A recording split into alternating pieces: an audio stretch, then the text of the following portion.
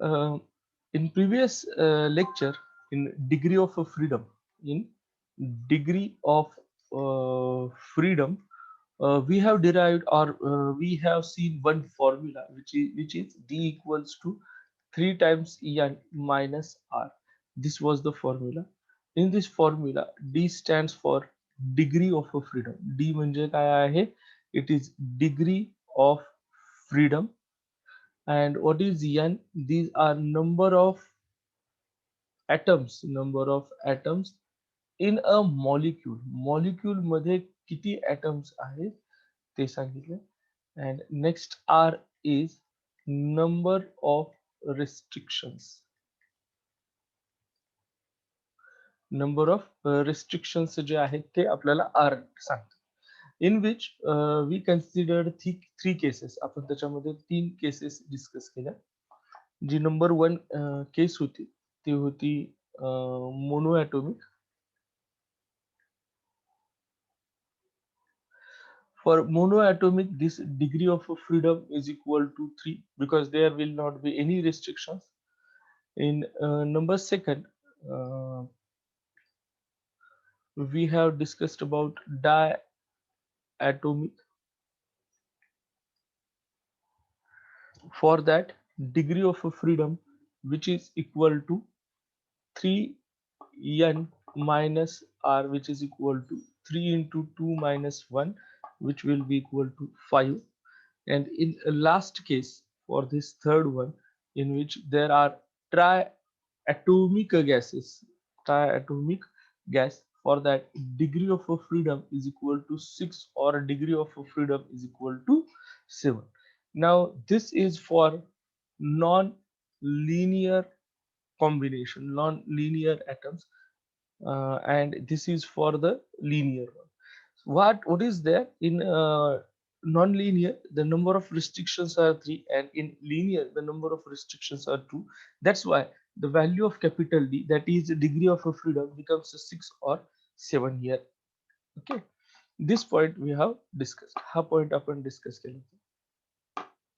Also, there is one point about energy.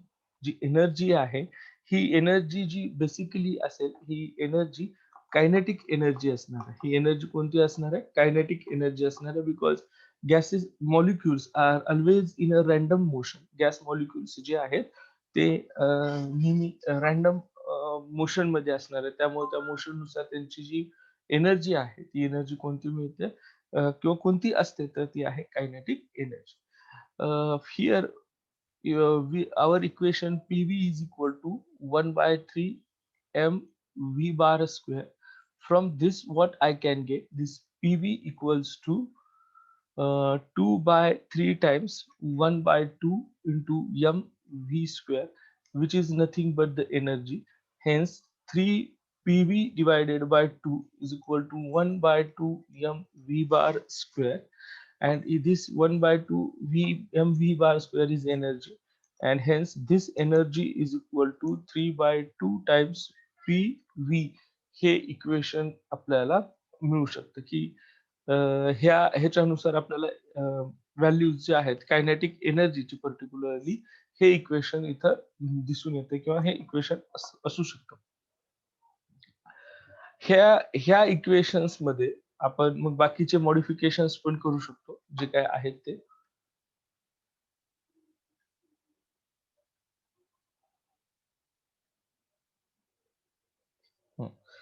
एक minute. Okay, so मी 3/2 लिहिलं का?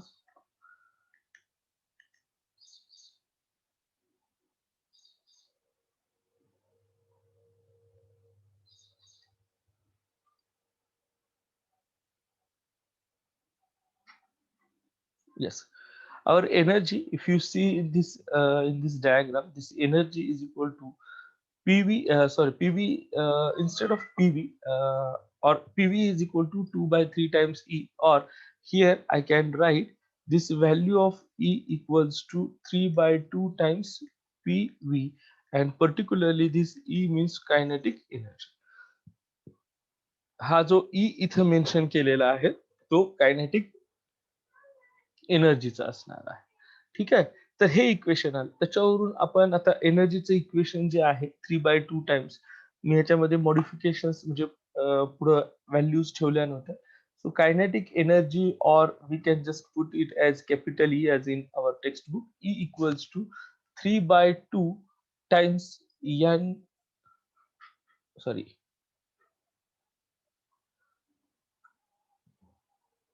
कुठे गेलं हे इथे. ओके. हे कायनेटिक एनर्जीच्या टर्म्स मध्ये आहे हे आहे.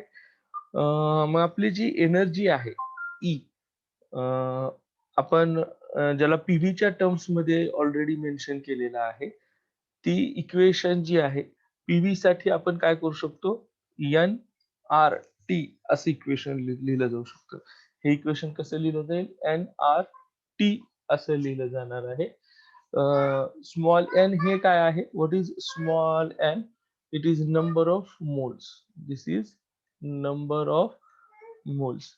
नंबर ऑफ मोल्स जे आहेत यांची व्हॅल्यू काय capital N divided by N A. N is number of molecules. N काय आहे नंबर ऑफ मॉलिक्युल्स आहे आणि एन ए काय असेल it is number of Avogadro. Number of Avogadro म्हणण्याच्या ऐवजी ॲव्होगॅड्रो नंबर असेल लिहूया. Avogadro number of molecules.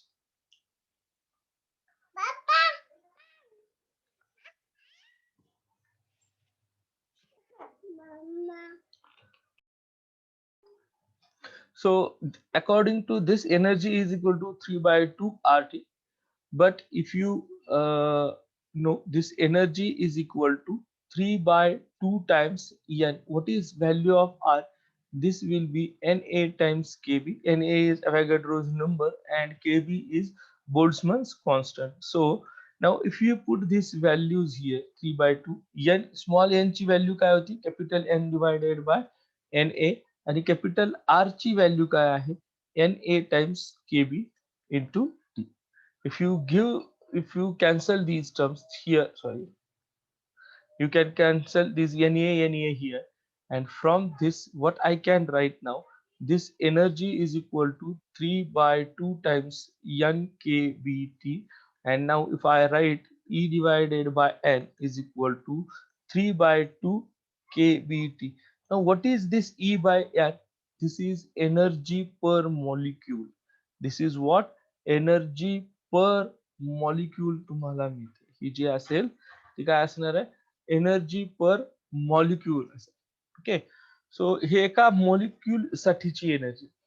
जर आपल्याला ही पर मोल पाहिजे असेल तर ही जी एनर्जी आहे इफ वी वॉन्ट दिस पर मोल then how can I write this energy E equals to E is equal to 3 divided by 2 times nRT. हे आपलं स्टँडर्ड इक्वेशन कारण ही टर्म जी आहे ती पीव्हीच्या इक्वेशन नुसार आपण घेतली पीव्हीच्या ह्याच्यानुसार आणि ते हे इक्वेशन देतो किंवा आता आपण प्रिव्हियस केसेस मध्ये इथे एनआरटी घेतलं असं काही नाही. कशासाठी घेतलं होतं आपण जस्ट ह्याच्या आधीच इक्वेशन बघितलं तिथे हे इक्वेशन आपल्याला मिळालं. Now therefore for 1 mole of gas एकच मोल असेल त्याच्यासाठी काय येईल हे equation E is equal to 3/2 times RT. ही व्हॅल्यू काय येते 3/2 टाइम्स RT ही व्हॅल्यू आपल्याला मिळते. 3 बाय आणि पर युनिट मॉलिक्यूल जे असेल हे मी 1 मोल साठी लिहिलेलं आहे आणि प्रिव्हियस ह्याच्या जस्ट आधीच आपण जे लिहिलं ते पर युनिट पर मॉलिक्यूल हे इक्वेशन होतं. ह्याच्या जस्ट बिफोर जे लिहिलं ते पर मॉलिक्यूल लिहिलं. सो एनर्जी पर मॉलिक्यूल एनर्जी पर मॉलिक्यूल पर मॉलिक्यूल म्हणजे पर 1 मॉलिक्यूल जी आहे ती एनर्जी काय येते E इक्वल्स टू 3/2 kBT. हे इक्वेशन आहे लक्षात असू द्या. हे थोडे स्लाइटली डिफरंट आहेत. पर मॉलिक्यूल किती आणि पर मोल किती ह्या equation. So this equation according to the law of equipartition partition जो इक्विपार्टिशनचा जो लॉ आहे त्यानुसार ही जी काही एनर्जी आता आपल्याकडे जी एनर्जी आहे you can put this energy as E equals to 3 by 2 RT for 1 mole and E is equal to 3 by 2 kBT for 1 molecule. 1 molecule साठी म्हणा किंवा 1 mole साठी म्हणा, तुमच्या ह्याच्यावरती डिपेंड आहे. मोल साठी कन्सिडर करत असाल तर हे असेल आणि इथं 1 मॉलिक्यूल साठी जे आहे ती ही आहे. 1 मॉलिक्यूल आणि 1 मोल साठीच्या ह्या इक्वेशन्स. असो. मग हे इक्वेशन्स जे आहेत, आता ह्या इक्वेशन मध्ये आपण डिग्री ऑफ फ्रीडमचा जो पॉइंट डिस्कस केला, की डिग्री ऑफ फ्रीडम, कारण एका मॉलिक्यूल मध्ये किती ॲटम्स असतात हे डिपेंड करते. एका मॉलिक्यूल मध्ये किती ॲटम्स असतात हे गोष्ट काय करते, डिपेंड करते. फॉर एक्झाम्पल, सिंगल मॉलिक्यूल असेल तर सिंगल ॲटम असेल तर मोनो ॲटोमिक गॅस तयार होतो. जसं की प्रिव्हियस क्लासमध्ये बघितलं, हेलियम, आर्गॉन, जे की इनर्ट गॅसेस आहेत, ते आपल्या त्या पद्धतीने भेटतील. दुसरा जो पॉइंट आहे तो आहे डायॲटोमिक. डायॲटोमिक मध्ये हायड्रोजन, नायट्रोजन, ऑक्सिजन ज्यांच्याकडे 2 ॲटम्स आहेत असे सगळेच मॉलिक्युल्स जे आहेत, ते मॉलिक्युल्स आपल्याला अशा पद्धतीने मिळतील. म्हणजे ते डायॲटोमिक मॉलिक्युल्स असणार आहेत. आणि ट्रायॲटोमिक मध्ये उदाहरणार्थ CO2, H2O असे आपण एक्झाम्पल्स ऑलरेडी डिस्कस केले. मग त्याच्यानुसार आपल्याकडे नंबर ऑफ ॲटम्स आहेत आणि त्यानुसार त्यांच्यामध्ये एनर्जी आहे. जर सपोज मॉलिक्यूल हा मोनोॲटोमिक असेल तर त्याच्यामध्ये फक्त ट्रान्सलेटरी मोशन आहे. डायॲटोमिक असेल तर ट्रान्सलेटरी आणि रोटेशनल मोशन आहे. ट्रायॲटोमिक असेल तर ट्रान्सलेटरी, रोटेटरी ॲज वेल ॲज व्हायब्रेशनल मोशन आहे. ह्या सगळ्यांचा विचार करून ह्या सगळ्यांना एक एनर्जी दिली जाते. ती आता इथे बघा, की ही जी समजा आपण मोनोॲटोमिक साठी जर विचार केला, ठीक आहे. आपण पहिल्या केसमध्ये मोनो ॲटोमिक गॅसेसचा जर विचार केला, मोनो ॲटोमिक गॅसेस ह्या मोनो ॲटोमिक गॅसेससाठी जी एनर्जी आहे, ती एनर्जी कशी दिली जाईल बघा. 1/2 टाइम्स एनर्जी ही एक्स डायरेक्शनमध्ये आहे.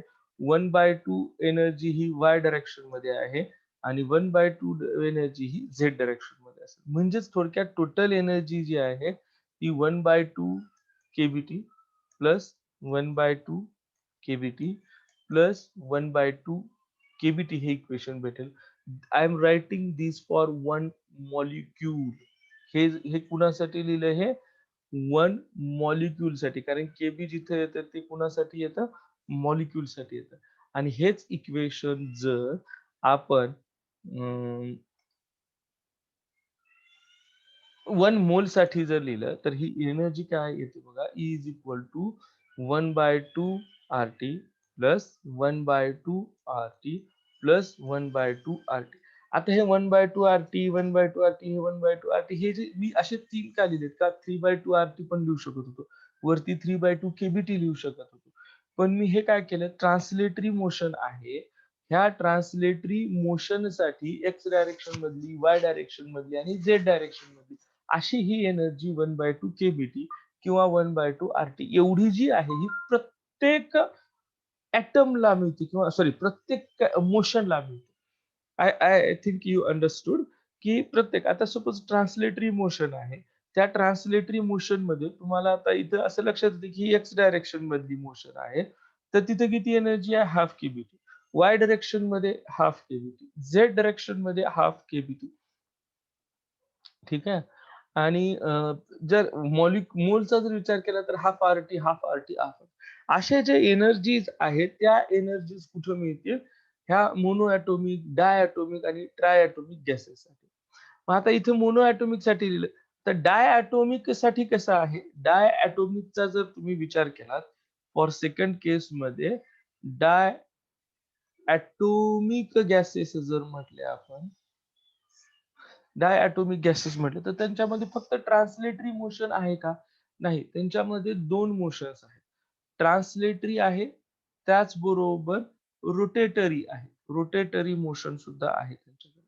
आता ट्रान्सलेटरी मोशन आहे, ती 3 ॲक्सिसच्या ह्याच्यात येते. ठीक आहे.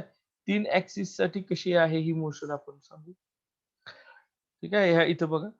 हे 3 ॲक्सिसच्या एक एक्स ॲक्सिस साठी असेल, एक वाय ॲक्सिस साठी असेल आणि एक झेड ॲक्सिस साठीची एनर्जी असेल. एक्स ॲक्सिस मध्ये अलोंग एक्स ॲक्सिस साठी हे 1/2 केबीटी असेल, 1/2 केबीटी असेल, 1/2 केबीटी अशी इक्वेशन असेल. आणि जर आपण रोटेशनचा जर विचार केला, तर ती 2 पद्धतीने असेल. 2 पद्धतीने आपण ती एनर्जी इथं सांगू शकतो. जी काही आहे ती. ती एनर्जी बघा कशी असेल, 2 पद्धतीने आपण सांगतोय ती. ही एनर्जी जी असेल, ही पण 1/2 केबीटी. हे कोणत्या डायरेक्शनसाठी असेल? वाय डायरेक्शनसाठी असेल. 1/2 केबीटी ही कोणत्या डायरेक्शनमध्ये असेल? झेड. डायरेक्शन म्हणा किंवा ॲक्सिस ऑफ रोटेशन म्हणा. हे काय आहेत? हे दोन्ही काय आहेत? ॲक्सिस ऑफ रोटेशन असंही म्हटलं तरी चालेल. Axis of rotation. हे काय आहे? ॲक्सिस ऑफ रोटेशन आहे. आणि इथे काय आहे? एक्स ॲक्सिस, वाय ॲक्सिस आणि हे Z axis. X, Y, Z जे आहेत, हे ह्या डायरेक्शनमध्ये जे आहेत एक्स, वाय, झेडमध्ये हे ट्रान्सलेटरी मोशन आहे त्या डायरेक्शनमधले. इथे ऑलरेडी आपण ते ट्रान्सलेटरी सांगितलेलं आहे. अलोंग दीज ॲक्सिस असेल हे. एवढं हे सांगायच्या ऐवजी फक्त along x direction, along Y direction आणि अलोंग झेड डायरेक्शन अशा इक्वेशन्स. ओके. सो ओव्हरऑल जर विचार केला तर ह्या ठिकाणी आपल्याला असं लक्षात येतं, की हे जे एनर्जी आहे, हे असं जर बघितलं हे 5/2 केबीटी येते किंवा जर बघितलं तर हे 5/2 आरटी हे इक्वेशन आपल्याला मिळतं. हे कुणासाठी आहे? हे मॉलिक्यूलसाठी आहे. तर हे कुणासाठी आहे? मोलसाठी आहे. Single moles. 5/2 केबीटी आणि इक्वल्स टू 5/2 आरटी हे इक्वेशन्स तुम्हाला ठीक आहे. आणि जर ट्राय ॲटॉमिक साठीचा जर विचार केला, ट्राय ॲटॉमिक तर ट्राय ॲटॉमिक मध्ये 3 पद्धतीच्या आहेत, ज्या की आपण सांगू शकतो तो ट्रान्सलेटरी मोशन असेल. ट्रान्सलेटरी मोशन जी आहे, ती इथं आपल्याला सांगता येते की आहे म्हणून 3 ॲक्सिस साठी along X, along Y, along Z. जी दुसरी असेल, ती मोशन कोणती असेल? रोटेटरी. रोटेटरीमध्ये 2 सिच्युएशन आहेत. About Y axis, about Z axis. For example आपण आपल्या कन्सिडरेशनसाठी दिलेले आहे.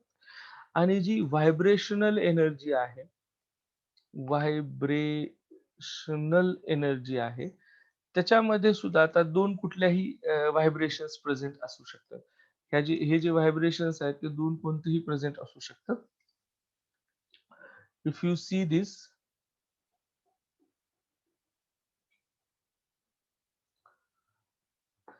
जर ह्याचा जर तुम्ही इथे विचार केला, तर तुमच्या लक्षात येईल बघा हे ट्रान्सलेटरी मोशन आहे आणि त्याच बरोबरीने जी ही आहे इथं, ही कोणती आहे? रोटेटरी मोशन आहे. तर हे मेन्शन कसं केलंय ट्रान्सलेटरी मोशनमध्ये हाल्फ एम व्ही स्क्वेअर दिलंय. बरोबर आहे. एनर्जीचा, कायनेटिक एनर्जीचा फॉर्म्युला. रोटेशनमध्ये कायनेटिक एनर्जीचा फॉर्म्युला काय आहे? हाल्फ आय ओमेगा स्क्वेअर हा फॉर्म्युला आहे रोटेशनल मोशनसाठी. कुठल्या मोशनसाठी? रोटेशनल मोशनसाठी हे इक्वेशन असतं. Kinetic energy. तर ते दोन्ही आपण ह्या अशा पद्धतीने मेन्शन केलं. दोन्ही जे आहेत ते काय केलं? हे इथं अशा आहेत त्या पद्धतीने मेन्शन केलं. ज्यावेळेस आपण व्हायब्रेशनल मोशनचा विचार करतो, ती आता व्हायब्रेशनल जी इक्वेशन आहे, त्याच्यामध्ये आता ते आपल्याला जसं एक्स ॲक्सिस, वाय ॲक्सिस असं सांगितलंय, त्या पद्धतीने आपण डायरेक्टली मेन्शन करत नाही.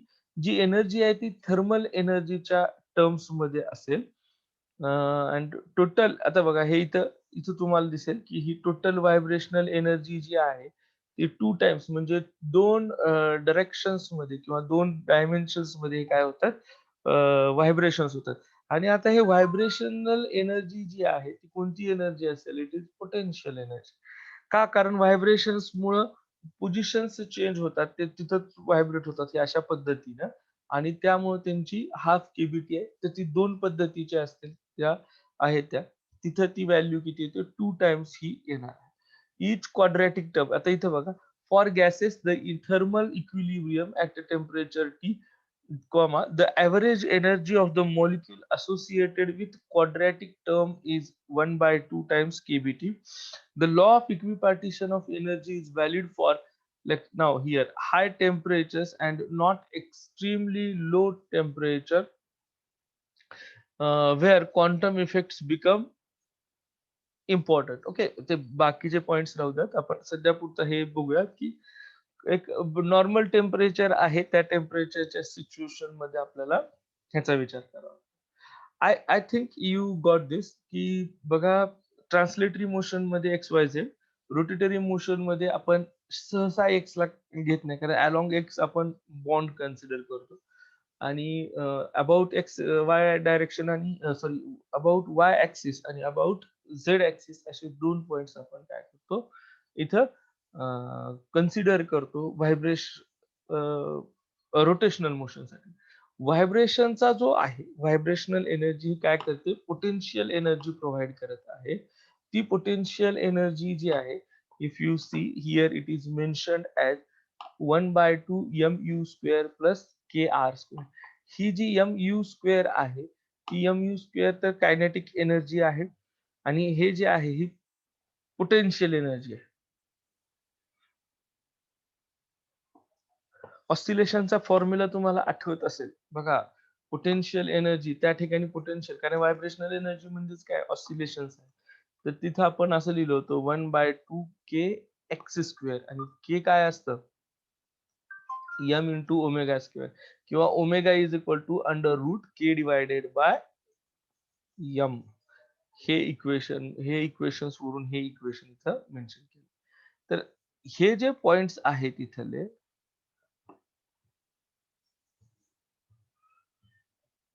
ते आपण व्हायब्रेशनल एनर्जीच्या टर्म्समध्ये बघतो.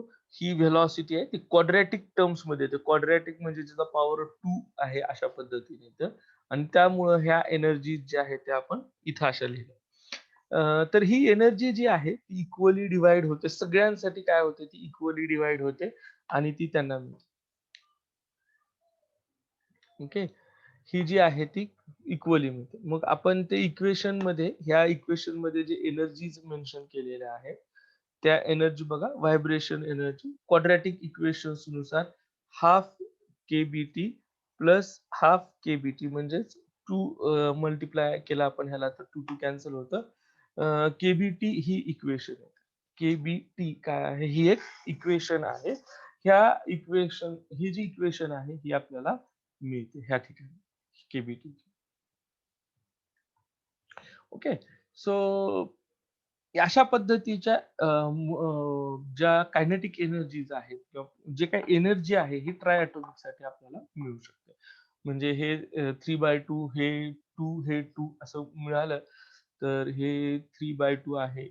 हे 1/2 2 म्हणजे 2 इंटू 1/2 आहे आणि हे 2 इंटू 1/2 म्हणजे 3/2 plus 1 plus 1 which will give us for 7/2 times kBT. Now it depends vibrations होताना तुमच्याकडे लिनियर कंडिशन आहे का नॉन लिनियर कंडिशन आहे त्याच्यावरती त्या गोष्टी डिपेंड करतील. तुमच्या जर लक्षात आलं तर आता बघा ट्रायॲटॉमिक मध्ये एक गोष्ट तुमच्या आता लक्षात आली असेल की इथे एक 7 हा डिजिट आला. 7 कडे लक्ष द्या. त्याच नंतर डायॲटॉमिक मध्ये 5 हा डिजिट आला. Okay. Look at this. And if you go for monoatomic there is 3. 3/2 म्हणजे 3 हा आला. आता हे सगळे जे आलेत त्याच्याशी रिलेटेड आपल्याला आता पुढचे पॉइंट्स डिस्कस करायचे आहेत. त्याच्यासाठी आपण मेयर्स इक्वेशन जे आहे ते डिस्कस करणार आहोत.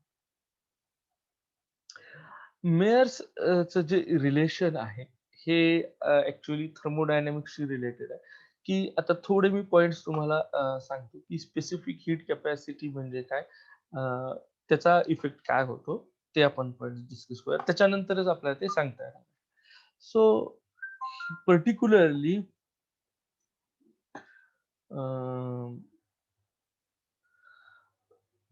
हीट कॅपॅसिटी काय आहे बघू पहिल्यांदा, त्याच्यानंतर आपण स्पेसिफिक हीट कॅपॅसिटी असं म्हणू. हीट कॅपॅसिटी म्हणजे एखाद्या ऑब्जेक्टचं जर टेम्परेचर, ओके, रेझिंग, आपण एखाद्या ऑब्जेक्टचं जे टेम्परेचर आहे, रेझिंग द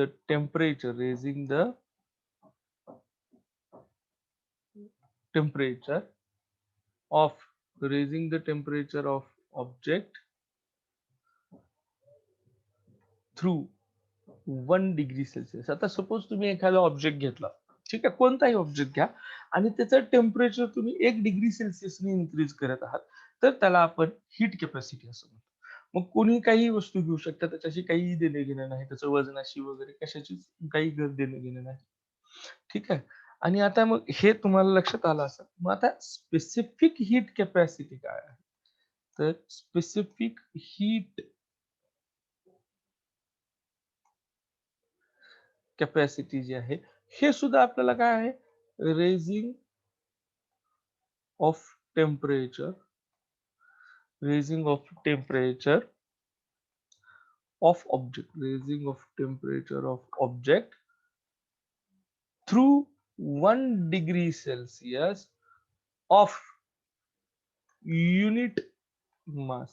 ह्या इथं आता मासचा कन्सर्न आला. म्हणजे थोडक्यात समजा आपण 1 किलोची एखादी वस्तू घेतली, त्याचं टेम्परेचर जे आहे ते 1 डिग्री सेल्सिअसने आपल्याला इन्क्रीज करायचं.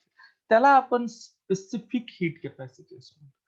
1 किलोचा जर वजन घेतलं तर ती कंडिशन आहे. पहिल्यामध्ये हीट कॅपॅसिटी मध्ये मासचा काही संबंध नाहीये. तुम्ही जो काही ऑब्जेक्ट घ्याल त्याचा टेम्परेचर 1 डिग्री सेल्सिअसनं जर वाढवायचं असेल, त्याचं टेम्परेचर 1 डिग्री सेल्सिअसनं जर वाढवायचं असेल, तर त्याला आपण हीट कॅपॅसिटी असं म्हणतो. ठीक आहे. मग त्यातल्या त्यात सुद्धा जर आणखी डिटेलमध्ये गेला, तर तुम्हाला असं लक्षात येईल, की हे जे टेम्परेचर आहे, हे 14.5 degree Celsius to 15.5 degree Celsius ह्या रेंजमध्ये इन्क्रीज करायचं. 14.5 डिग्री सेल्सिअस ते 15.5 degree Celsius. Difference is 1 degree Celsius. पण हे टेम्परेचर आपण काय करतो? यूज करतो. एक सेकंड.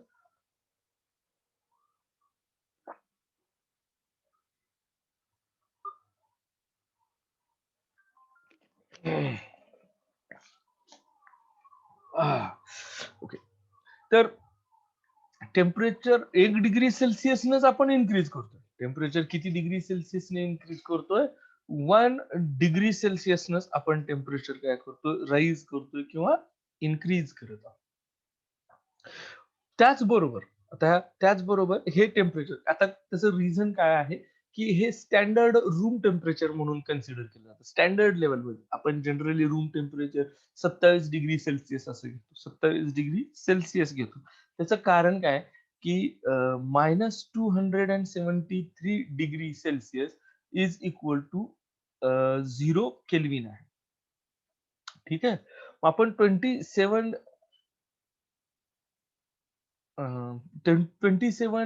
डिग्री सेल्सिअस घेतला, तर ही व्हॅल्यू किती होते माहिती आहे का? बघा, +227 डिग्री सेल्सिअस म्हणजे 300 केल्विन येते. हे आपल्याला कॅल्क्युलेशनला सोपं जातं.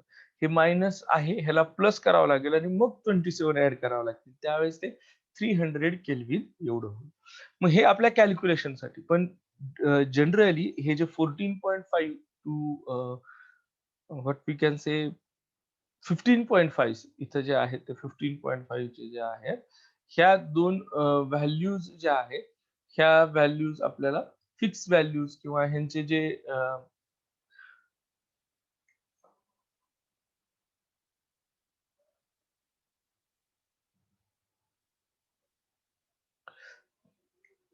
ह्या इथं room temperature. So what is heat capacity? Raising the temperature of an object through 1 degree Celsius. What is the specific heat capacity? Raising the temperature of the object through 1 degree Celsius of unit mass. Unit mass म्हणजे 1 gram असेल, 1 KG असेल, ते तुमच्यानुसार पुन्हा तुम्हाला change करावं लागेल. मग तुम्हाला त्या सिस्टम्स कन्सिडर करावं लागेल. एसआय सिस्टम आहे, CGS system. Accordingly you have to put those values. Now what is mean by CV? हे आपण माझ्या माहितीस तो एकदा डिस्कस केलेला आहे. So CV is specific. CV is specific heat capacity. Specific heat capacity at constant volume. कुठं आहे ही sorry एका कॉन्स्टंट व्हॉल्यूमला ते असते. Now what is mean by CP? It is specific heat capacity at constant pressure. कुठं आहे at constant pressure जे आहे तिथे ही व्हॅल्यू असणार आहे. कॉन्स्टंट प्रेशर वरती ही व्हॅल्यू असेल. सीव्ही आणि सीपीच्या व्हॅल्यूज तुम्हाला लक्षात. पण ह्याचा एक आणखीन एक महत्वाचा पॉइंट आहे की असं कन्सिडर करा, कारण हे थर्मोडायनामिक्स चॅप्टर मध्ये आपण हेच शिकणार आहोत बरं का. तर एक गृहीत धरा की हा एक पिस्टन आहे. ठीक आहे, हा काय आहे, एक पिस्टन आहे आणि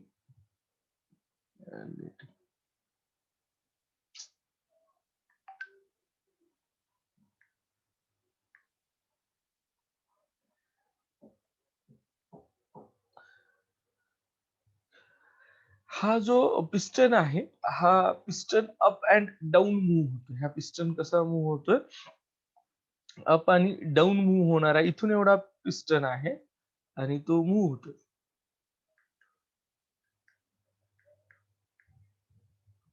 वाटलंच तर आपण चेंबर वेगळ्या कलर मध्ये दाखवूयात, कारण त्याच्याशिवाय लक्षात येणार पण नाही. हा जो चेंबर आहे, हा हा जो मधला जो आहे तो पिस्टन आहे आणि तो चेंबर ही आपण इथे दाखवला. मला हा पिस्टन काय होतो, अप अँड डाऊन मूव्ह होतो. हा एका फल्क्रमला कनेक्टेड असतो. हा फल्क्रमला कनेक्टेड असतो आणि खाली एक फ्री व्हील आपण म्हणतो ह्याला, सॉरी फ्लाय व्हील असं म्हणतो. ही फ्लाय व्हील जी आहे, ही फ्लाय व्हील अशा पद्धतीने इथं कनेक्टेड असेल. फ्लाय व्हील जी आहे, मी एक एक्झाम्पल सांगतो. ठीक आहे, आता हा पिस्टन जो आहे खालीवरती होणार आणि जर आपण ह्या ठिकाणी कुठलेही आता पिस्टन असेल किंवा कोणतीही सिच्युएशन असेल, आपण जर ह्यांना एनर्जी दिली, आता इथे या पिस्टनला कशाही पद्धतीने पेट्रोल जाळून किंवा डिझेल जाळून किंवा दुसऱ्या कुठल्या मीन्स आपण मेकॅनिकल एनर्जी देऊन जर इथे काय केलं, तर व्हॉट्सो एव्हर इज एनर्जी, हे जे पिस्टन आहे, हे पिस्टन मूव्ह होताना, पिस्टन मूव्ह होताना while it moves, its internal energy changes. Its internal energy changes plus some work is done. हे कधी पॉसिबल आहे मूव्ह होताना, पण त्याच्यासाठीची कंडिशन काय आहे, if we maintain a constant pressure. जर आपण काही कॉन्स्टंट प्रेशर मेंटेन केलं तरच पॉसिबल आहे, अदरवाईज नाही. कॉन्स्टंट प्रेशर जर आपण मेंटेन केलं तरच ही कंडिशन आहे. Okay, what I have said, when the piston is moving, at what condition? At constant pressure condition. Pressure constant असतानाची जी काही कंडिशन आहे, ह्या कंडिशनला जर असेल तर तिथं इंटरनल एनर्जी चेंज होते. त्याचबरोबर काय होतं की वर्क सुद्धा डन होतं. जर सपोज इथं कॉन्स्टंट व्हॉल्यूम ठेवला तर, व्हॉल्यूम म्हणजे काय, पिस्टन मूव्ह होत नाही. व्हॉल्यूम म्हणजे काय, पिस्टन कॅन नॉट मूव्ह, कारण व्हॉल्यूम चेंज करायची नाही. पिस्टन कॅन नॉट मूव्ह, तो पिस्टन मूव्ह होतच नाही. ह्याचं एक एक्झाम्पल, कॉन्स्टंट व्हॉल्यूमचं जर एक्झाम्पल पाहिजे असेल तर आपल्या इथं प्रेशर कुकर आहे. पिस्टन ऍक्च्युअली कॉन्स्टंट प्रेशरचं एक्झाम्पल येतं, तिथं व्हॉल्यूम कमी जास्त होते. पण घरी जे आपण प्रेशर कुकर वापरतो त्याच्यामध्ये व्हॉल्यूम त्याची चेंज होऊच देत नाही आपण. व्हॉल्यूम काय चेंज होते का त्या ठिकाणी, होत नाही. मग ही व्हॉल्यूम जर तिथे चेंजच होत नसेल तर त्या सिच्युएशनला कॉन्स्टंट व्हॉल्यूम असं म्हटलं जातं. ठीक आहे, मग कॉन्स्टंट व्हॉल्यूमला जी स्पेसिफिक हीट आहे, कॉन्स्टंट व्हॉल्यूम आणि हे लक्षात आलं. So specific heat capacity at constant volume. Specific heat capacity at constant volume is CV. I think you understood what is mean by heat capacity, what is specific heat capacity, what is mean by a constant volume condition, and what is mean by a constant pressure condition. इथं आता constant प्रेशरला जी आहे ती specific heat capacity at constant pressure CP at constant pressure CP हे आपण सांगू शकतो. तो CP and CV हे दोन्ही पॉइंट्स तुम्हाला लक्षात आले. पण CP चा सगळ्यात महत्वाचा पॉइंट काय आहे? It also does some work. हा काय करतोय? काही वर्क सुद्धा इथं केलं जातं. व्हॉल्यूम मध्ये ते होत नाही. तिथं त्याच्या स्पेसिफिक हीट कॅपॅसिटीज वगैरे हे सगळ्यात चेंज होतील. पण वर्क डन जे आहे, वर्क डन ते वर्क डन होत नाहीये व्हॉल्यूम मध्ये. पिस्टन जे आहे, आपल्या गाडीचं पिस्टन मूव्ह होतं. पिस्टन मूव्ह होत असल्यामुळेच आपला व्हील मूव्ह होतो. पण प्रेशर कुकर साठी अशी कुठली मुवमेंट होत नाही. तर ह्या दोन गोष्टी लक्षात ठेवा. Specific heat capacity at constant pressure and constant volume.